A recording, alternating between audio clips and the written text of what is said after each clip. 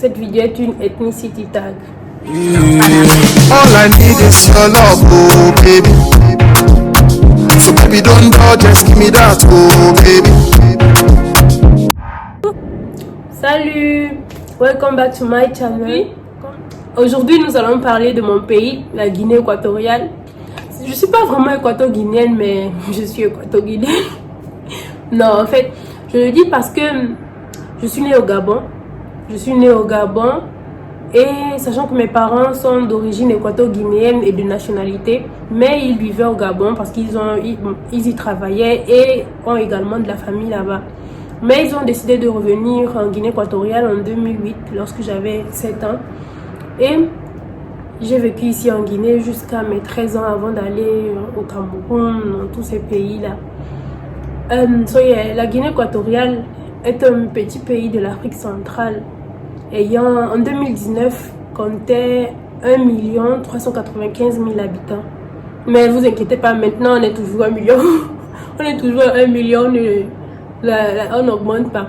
Et la Guinée équatoriale a une partie continentale qui est la partie continentale, c'est la partie qui est sur l'Afrique, collée à l'Afrique, et une partie insulaire qui est l'île. Et c'est la capitale Malabo, donc ma ville. Là actuellement je suis à Malabo, mais encore appelée Bioconorte. Bon, Bioconor si on dit en français, Bioconor, là c'est je dis en espagnol. Le drapeau de la Guinée équatoriale est de couleur verte, blanche, rouge et bleu. Avec un petit symbole au milieu sur le blanc, genre c'est l'arbre Ceiba. Ça représente la Guinée équatoriale, on va dire, parce que Ceiba c'est un arbre et également il y a des bouteilles d'eau minérale qui s'appellent Ceiba. Aussi des compagnies aériennes, une compagnie aérienne qui s'appelle Ceiba. Donc si vous entendez Ceiba un jour, sachez que c'est la Guinée équatoriale. C'est tout. La Guinée équatoriale avait été colonisée premièrement par des Portugais, ensuite par des Espagnols.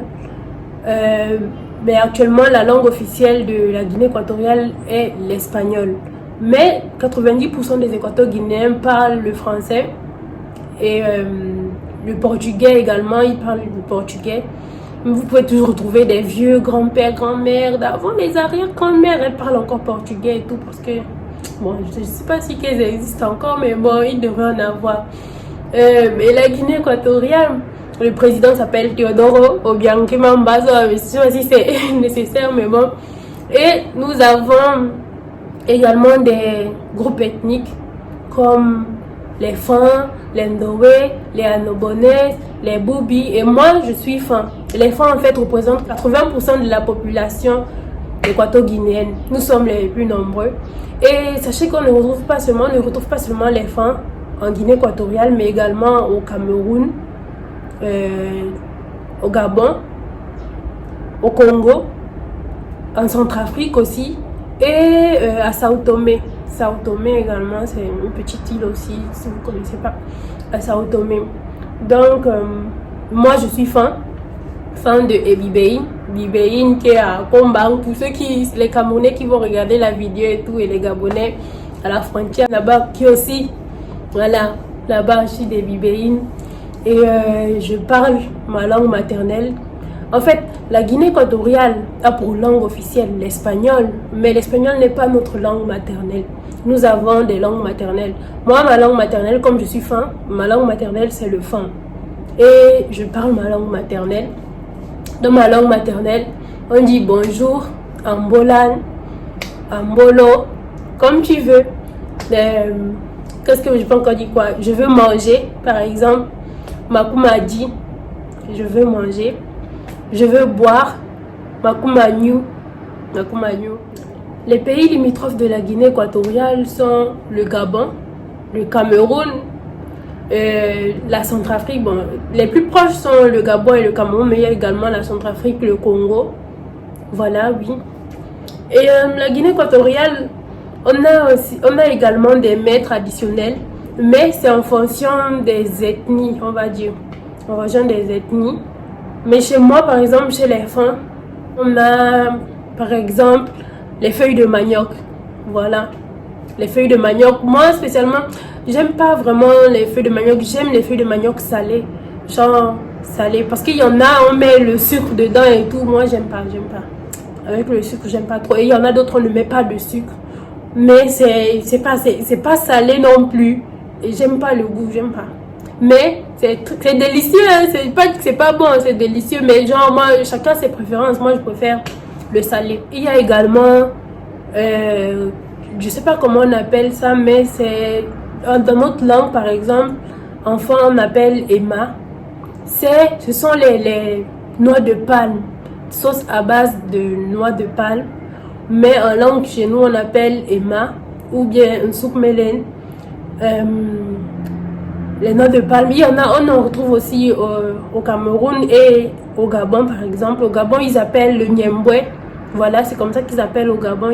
Il y a également le bâton de manioc. Ah, bâton de manioc. Qui ne connaît pas le bâton de manioc? Sérieusement, qui ne connaît pas? Qui ne connaît pas le bâton de manioc? Tout le monde aime ça. Moi, ça c'est la base. Moi, je peux manger ça je sais pas, du 1er au 31. Le bâton de manioc, j'aime trop. Bâton de manioc. Il y a également, il y a un mets, chez nous on appelle ngwan. C'est à base de pistache.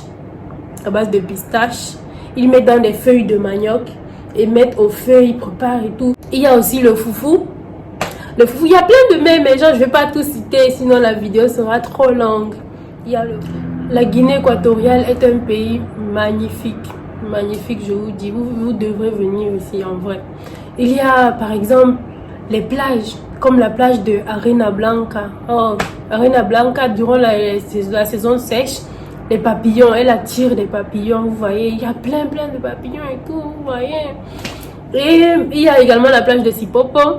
Si vous venez, dès que vous venez, dites-moi, je vous fais visiter. C'est simple. Vous venez. La Guinée équatoriale est un pays plein de richesses, en vrai, plein de richesses. Et ils font également exporter des produits tels que le pétrole. Le pétrole numéro 1, 90% des recettes d'exportation. Le pétrole, le méthanol, des produits agricoles tels que le cacao. Le cacao, genre, il y a même plein de cacao ici à côté de ma maison. Mais moi, je négligeais ça. C'est lorsque je suis arrivée au Ghana et tout, mon prof, il me dit, au Ghana, vous savez, le Ghana ne produit pas de cacao. Donc, ils importent le cacao. Et il m'avait dit que le premier cacao qu'ils ont goûté au Ghana venait de la Guinée équatoriale.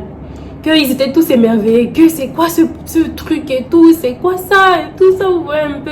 Non, j'étais fière hein, quand il m'avait dit ça. J'ai dit waouh. Ça me faisait plaisir que au moins s'ils reconnaissent mon pays dans quelque chose. Vous savez, mon pays n'est pas vraiment reconnu. Comme il est petit et tout, on n'est pas vraiment populaire. Genre, c'est peut-être nos pays voisins, les pays limitrophes de la Guinée équatoriale qui vont nous connaître, mais sinon. Bon, nous sommes arrivés à la fin de cette vidéo. Merci d'avoir pris le temps de la regarder. Et n'oublie pas, like, lâche un pouce bleu. Abonne-toi si tu l'as pas encore fait. Active la petite cloche pour ne pas manquer mes prochaines vidéos. Et commente aussi si possible parce que oui, ça me fait plaisir de lire ce que les gens pensent de mes vidéos et tout. Donc, merci et à la prochaine.